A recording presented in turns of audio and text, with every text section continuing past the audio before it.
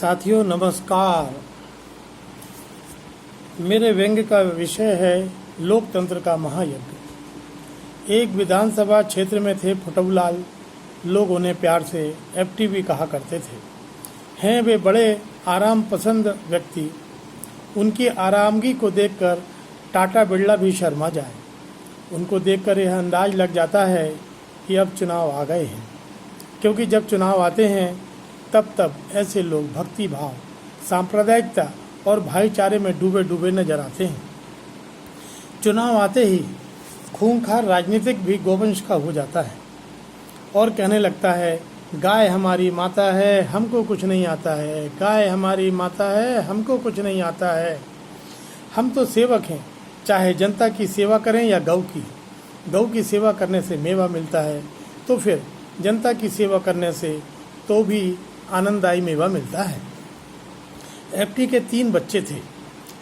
चुनाव में घर के 5 मेंबर को रोजगार मिल जाता, वह भी घर बैठे बैठे। हर पार्टी का नेता आता और वह उन्हें पैसा, कपड़े, दारू आदि आदि देकर जाता और अपना कार्यकर्ता बनाकर जाता। उनके घर में एक पार्टी में एफटी होते, दूसरी पार्टी में उनकी पत्नी होती, तीसरी पार्टी में उनका बड़ा बेटा होता, चौथी पार्टी में उनका मंझला बेटा होता, 5वीं पार्टी में संझला बेटा होता। आजकल पार्टी और निर्दलियों की भरमार वैसे ही हो गई है जैसे बरसात में कूड़े कचरे की होती है। हालांकि होते तो सब कूड़ा कचरा ही हैं। ये विचार फुटौलाल के हैं। जब उनसे प्रत्याशी आकर पूछता कि आपने कहाँ कहाँ मेरा प्रचार किया है, तो वह कुछ तस्वीर दिखा देते। तस्वीर फोटोग्राफी का कमाल से बनती, ऐसा ही पूरा परिवार करता। फुटौलाल को ऐसा करते देखकर एक परिवार ने देख लिया और कहा, काय फुटौलाल, बहुत अच्छा धंधा चल रहा है आजकल। हाँ भैया, चल तो रहा है। ये चुनाव को त्योहार है ना, लोकतंत्र को महायज्ञ है।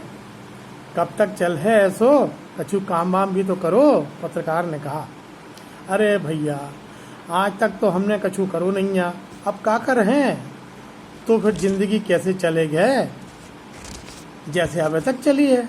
मतलब देखो भैया, अपने प्रदेश में पहले विधानसभा चुनाव, फिर लोकसभा चुनाव, फिर महापौर को चुनाव, फिर पंचन को, सरपंच को चुनाव, मंडी चुनाव, ना जाने कितने चुनाव होते हैं अपने देश में।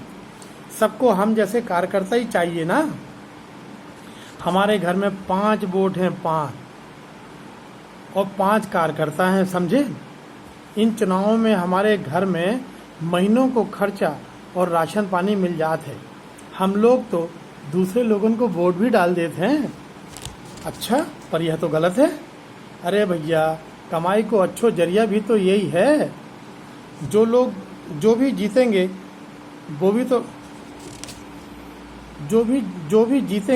वो भी तो गला दबा के कमाई कर हैं।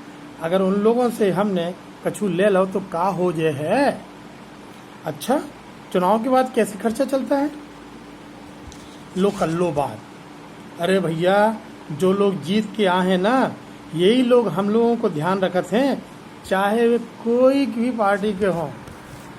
अब देख लो, फ्री में खाना, जा टपरिया है ना, जा भी सरकार ने दी है।